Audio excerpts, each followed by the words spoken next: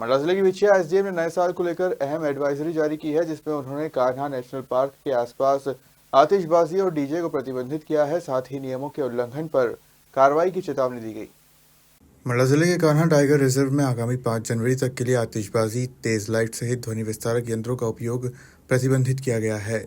नए वर्ष के आगमन पर पार्क क्षेत्र के विभिन्न रिसोर्ट, होटल, लॉज में मनाए जाने वाले कार्यक्रमों में डीजे, आतिशबाजी, रंग बिरंगी लाइटों के उपयोग से वन्य जीवों को होने वाली परेशानियों को देखते हुए यह प्रतिबंध लगाया गया है, जो कि कान्हा के कोर और बफर सहित इको सेंसिटिव जोन में भी लागू रहेगा।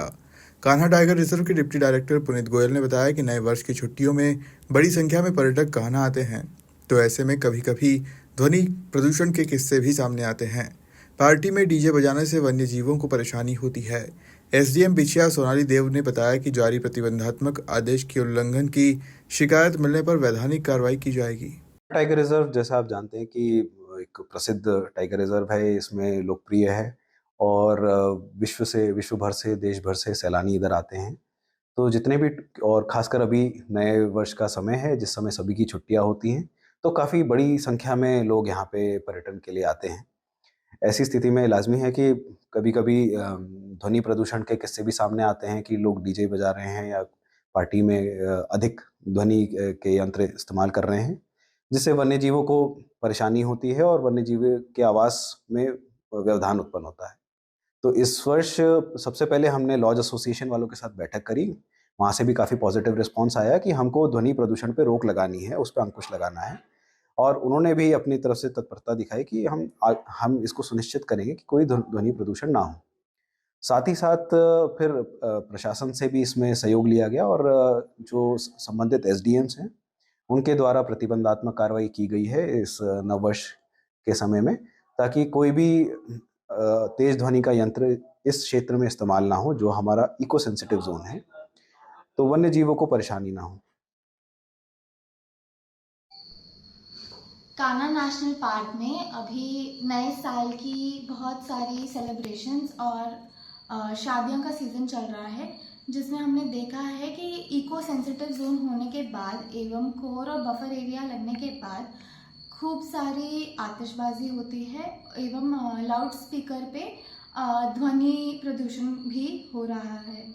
क्योंकि ये इको सेंसिटिव जोन में आता है, वहाँ पे वन प्राणियों को भारी लाइट्स और भारी ध्वनि से बहुत तकलीफ होती है, जैसे हमने पिछली बार भी देखा था दिवाली के समय, क्योंकि बहुत सारी लाइट्स थी। आप लोगों को पता चला होगा कि एक बाघ अपना रास्ता भी भटक गया था और गांव-गांव घूम रहा था। इसका भी एक मेजर रीज़न यही पता चला है, क्योंकि इतना नॉइज़ पोल्यूशन होता है और इतना लाइट पोल्यूशन होता है एक इको सेंसिटिव जोन में, जिससे वन प्राणी को बहुत हार्म पहुंचता है। तो इसको कंट्रोल करने के लिए हमने आदेश निकाला है, जिसमें किसी भी तरीके की आतिशबाजी एवं नॉइज़ पोल्यूशन जो 40 डेसिबल से ज़्यादा हो, पूरी तरह से प्रतिबंधित करा गया है 28 तारीख से लेके 5 जनवरी तक।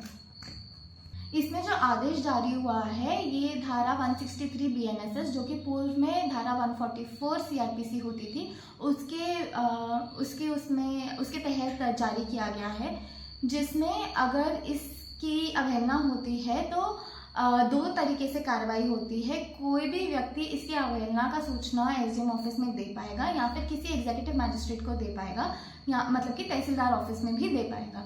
उसकी सूचना उपरांत उसमें कार्रवाई होके धारा 188 में आईपीसी में इसमें कार्रवाई होती है और इसमें एफआईआर दर्ज की जाएगी।